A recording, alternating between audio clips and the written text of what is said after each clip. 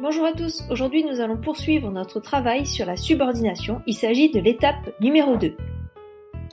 Nous allons voir comment faire pour repérer et délimiter les propositions subordonnées dans la phrase. Mais avant cela, un petit rappel de ce que nous avons vu à l'étape numéro 1 où nous avons étudié comment faire la différence entre la coordination, la juxtaposition et la subordination.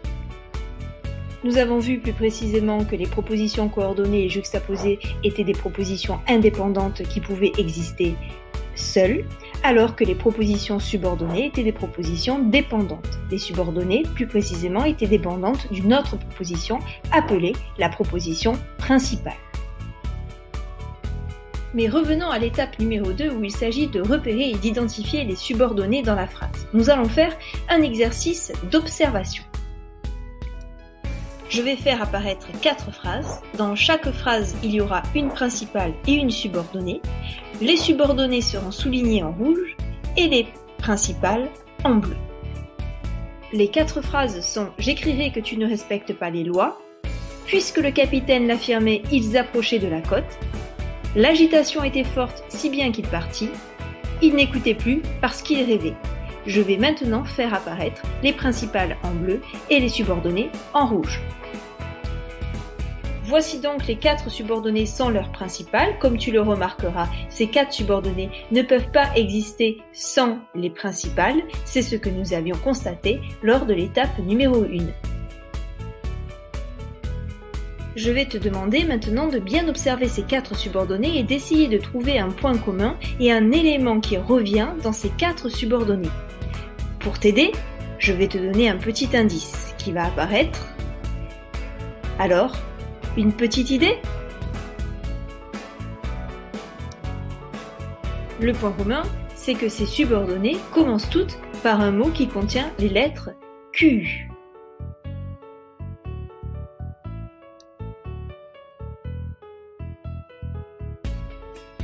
Ces mots, qui contiennent QU et qui sont placés au début des subordonnées, sont appelés des mots de subordination.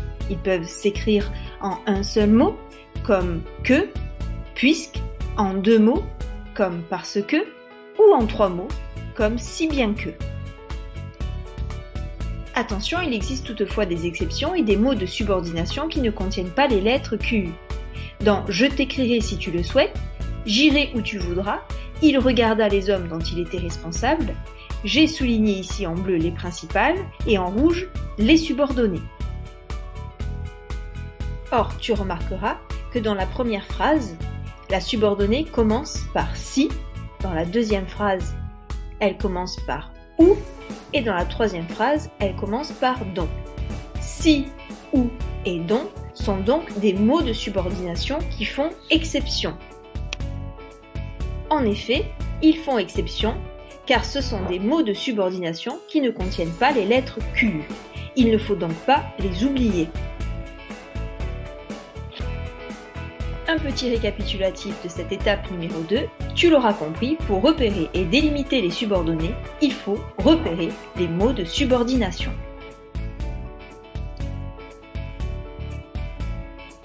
Toute proposition subordonnée commence par un mot de subordination qui contient en général les lettres QU.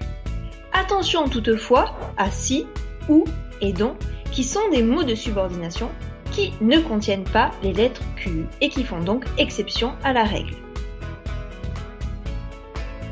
Enfin, retiens que ce mot de subordination peut être composé d'un seul mot, comme qui, que, quoi, dont, etc., de 2 mots, comme pour que, parce que, tandis que, etc., ou de 3 mots, comme si bien que, de sorte que. Dans l'étape numéro 3, qui sera la dernière, et dans une 3e vidéo, je te montrerai une méthode détaillée pour délimiter les propositions subordonnées. J'espère que l'astuce donnée dans cette vidéo te permettra d'identifier plus facilement les subordonnées. Je te remercie en tout cas pour ton écoute et je te dis à bientôt pour la 3e étape.